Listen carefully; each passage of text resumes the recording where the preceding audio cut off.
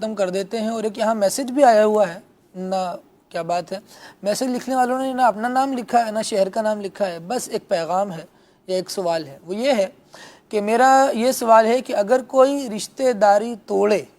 تو ہمیں کیا کرنا چاہیے, کیا فرمائیں گے منیر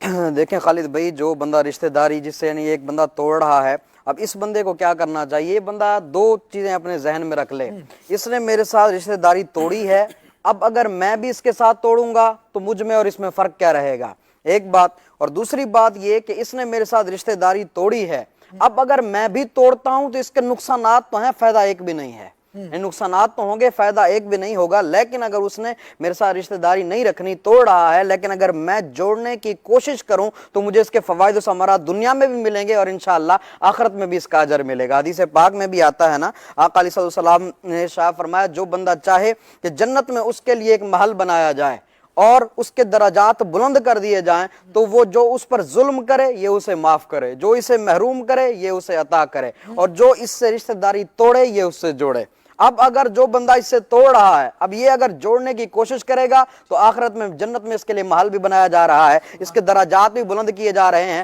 اور دنیا میں بھی لوگ اس کو اچھے لفظوں سے یاد کرتے ہیں, یار بڑا اچھا بندہ تھا. اور جو بندہ رشتہ داری توڑ رہا ہے نا, ایک دن ایک وقت ایسا آتا ہے جب اس کو بھی شرمندگی ہو جاتی ہے کہ یار میں تو اس سے رشتہ داری توڑتا رہا, میں تو اس سے اچھا سلوک نہ رکھا, میں نے تو اچھا سلوک نہ رکھا, لیکن اس نے میرے ساتھ اچھا سلوک رکھا ہے. اور خالد بھائی, ہمارے معاشرے کے اندر کئی افراد ایسے ہیں کہ جن کی وجہ سے یعنی جہالت ایسی پائی جاتی ہے کہ مر رہے ہوتے ہیں, مرتے وقت بھی وصیت کر رہے ہوتے ہیں, بیٹا فلاں کو میرے جنازے میں نہیں آنے دینا. یہ حال ہوتا ہے. حالانکہ اللہ کے بندے, تمہارا جو حال چل رہا ہے, کچھ ہی وقت کے بعد جو ہے, کچھ ہی دنوں کے بعد اور کچھ گھنٹے بھی رہ چکے ہوتے ہیں, اس کے بعد ان کا انتقال ہو جاتا ہے. آخری وقت میں بھی وصیت یہ کر رہے ہوتے ہیں, ان کو یہ نصیحت کر رہے ہوتے ہیں کہ فلاں کو میرے جنازے میں نہیں آنے دینا.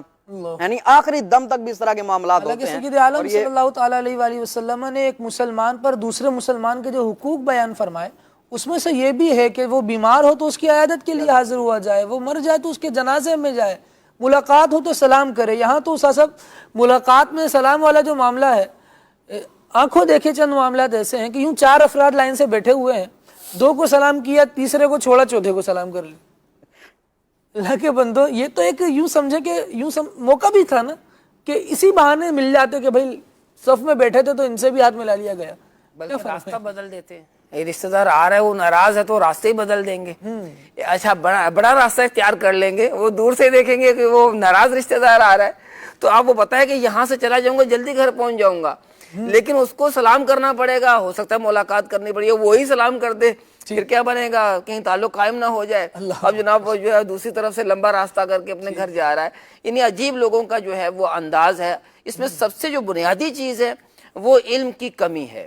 اگر یہ جو ہے وہ علم کی کمی دور ہو جائے صلہ رحمی کے حوالے سے, یعنی معاشرے کے اندر یہ چیز بہت کم بتائی جاتی ہے. صلہ رحمی کا لفظ بھی جو ہے وہ لوگوں کے درمیان نہیں ہوتا, بس جو ہے وہ اپنے معاملات کو لے کر چل رہے ہوتے ہیں. تو اگر علم دین ہو جائے, علم دین حاصل ہو جائے اور اس کی اہمیت اجاگر ہو جائے, تو رب کی رحمت سے پھر رشتہ داریاں جو ہیں وہ جڑنے لگیں گی. بالکل آپ نے درست بات ارشاد فرمائی. لیکن ہم جو معاشرے میں زندگی گزار رہے ہیں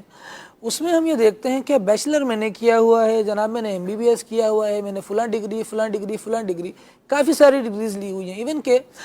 بعض افراد کے بارے میں یوں بھی کہا جائے کہ وہ کسی مدرسے وغیرہ میں بھی گئے ہیں, پڑھا ہے. لیکن اس کے بعد کیا ہوتا ہے, بات یہ ہوتی ہے کہ جناب ہمارے جو عام رہن سہن ہے اس میں یہ صلہ رحمی کا لفظ ہی نہیں آتا. پوری اتنی زندگیاں گزر گئی ہوتی ہیں, یہ لفظ ہی نہیں سنا ہوتا. یہ لفظ ہم نے سنا ہوتا ہے بیانات میں, یا بیانات میں سن لیا, یا جمعے کے دن اگر وقت پر پہنچ گئے تو اس وقت سن لیا, کبھی مدنی چینل دیکھ رہے ہیں ایسے کسی عالم دین کا کوئی کلپ دیکھ لیا, کوئی تقریر سن لی, اس میں ہوتا ہے. لیکن اس کو یعنی یہ سمجھ لیجئے ابھی ہم مدنی چینل کی اسکرین پر یہ بات دیکھ رہے ہیں نا, اب اس کو اٹھا کر میں اپنے گھر میں کیسے لے کر آؤں, اس لفظ کو میں اپنے والد کے سامنے کیسے بولوں, یا جو والد ہے وہ اس لفظ کو اپنے بچے کے سامنے کیسے بولے, وہ اس کو کیسے ایڈریس کرے. نتیجہ یہ ہوتا ہے بچے نے ساری زندگی سنا ہی نہیں ہوتا. اور جب علماء بھی اس طرح کی باتیں کر رہے ہوتے ہیں, اچھا آج ہمارے سامنے آصف بھائی کوئی یہ بات چھیڑ دے نا کہ جناب ڈالر اتنا مہنگا ہو گیا اور ان چیزوں پہ ٹیکس لگ گیا, تو وہ چاروں طرف سے ٹیکس, ڈالر, یہ ساری چیزیں میں نے اتنی سنی ہوئی ہیں کہ اگر 4 بندے اپنی آرا پیش کریں تو اس میں ایک سالڈ رائے میں بھی دے سکتا ہوں, ایک سالڈ اوپینین میں بھی دے سکتا ہوں. لیکن یہ صلح رحمی، صلح کرنا، رشتہ داریاں نبھانا، یہ تو ہماری پریکٹیکل لائف میں لفظ ہی شامل نہیں ہے۔ اصل میں یہ جو معلومات عامہ ہوتی ہیں آج کل کیا ہو رہا ہے، ہمارے ملک کا کیا حال ہے، تو یہ اس لیے بھی کی جاتی ہیں کہ اگر کہیں بیٹھنا ہو اور کوئی بات چلے تو مجھے علم نہیں ہوگا، سارے کہیں گے تو کون سے زمانے میں رہتا ہے بھئی، دقیانوس ہے، دقیانوسی زمانے میں چلا گیا ہے، کوئی تو یہ دنیا کا پتہ بھی نہیں ہے، تو اس لیے اس کی معلومات کی جاتی ہیں۔ حالانکہ اس کا جو ہے وہ ہماری زندگیوں میں ہمیں کیا اس کا جو ہے وہ فائدہ ہوگا، یا کیا معلومات اگر ہو بھی گئی تو ہم ڈالر مہنگا ہو گیا، بازار میں جو ہے وہ آٹا مہنگا ہو گیا، تو میری معلومات میں یوں میں نے جانا ہے بازار میں تو پتہ چل ہی جائے گا، اور لیکن جو ہے اس کی بہت معلومات جستجو کی جاتی ہے کہ کتنا بڑھا، کتنا کم ہوا، کتنا مزید بڑھ گیا، اس کی جو ہے وہ دن کے اندر بھی کئی دفعہ جو ہے وہ معلومات کی جاتی ہیں۔ لیکن دین اسلام جو ہماری دنیا بھی اچھی کرتا ہے اور آخرت بھی اس کی وجہ سے جو ہے ہماری اچھی ہوگی، تو اس کی معلومات لینا یہ تو ضروری ہے نا، معلومات ہوں گی تو ہم عمل کر سکیں گے۔ تو دنیا کی معلومات کی اہمیت اتنی ہمارے اندر اجاگر ہے، اس کے لیے ہم پھر کوشش بھی کرتے ہیں، تو دینی معلومات بھی ہمیں حاصل کرنی چاہیے، اور جو علم ہے وہ سیکھنے سے ہی آتا ہے۔ ٹھیک ہے، آپ نے جو ہے اتنی ڈگریاں حاصل کی ہیں، تو ڈگریاں حاصل کرنے میں آپ کا جو ہے وہ خون پسینہ تو کہنا چاہیے یہاں پر، خون پسینہ تو خرچ ہوا ہوگا، روپے ڈالر بھی خرچ ہوئے ہوں گے، تو دین کا علم یہ بھی تو سیکھنے سے ہی آئے گا نا۔ ٹھیک، اگر آپ کو سند تو آپ کو ڈگری تو نہیں ملے گی، لیکن انشاءاللہ عز و جل جنت کی ڈگری ملنے کے چانس بڑھ جائیں گے۔ سبحان اللہ، سبحان اللہ، سبحان اللہ۔ استاد صاحب، یہ جو ہماری کوالیفیکیشنز ہیں، جو ہماری ڈگریز ہیں، جو ہمارے سرٹیفکیٹس ہیں، یہ یوں سمجھ لیجئے کہ ایک اضافہ تو کرتے ہیں، لیکن وہ اضافہ ہوتا ہے ہمارے ٹیکنیکل اسکلز میں، وہ اضافہ ہوتا ہے جناب ہمارے پروفیشنل اسکلز میں، ہماری معاشرتی اقدار میں کیا اضافہ ہوتا ہے، زندگی گزارنے کے طور طریقوں میں جو چیز اضافہ کرتی ہے نا، وہ ہماری اخلاقی تربیت کرتی ہے۔ یہ اخلاقی تربیت ادارے یہ کہہ رہے ہیں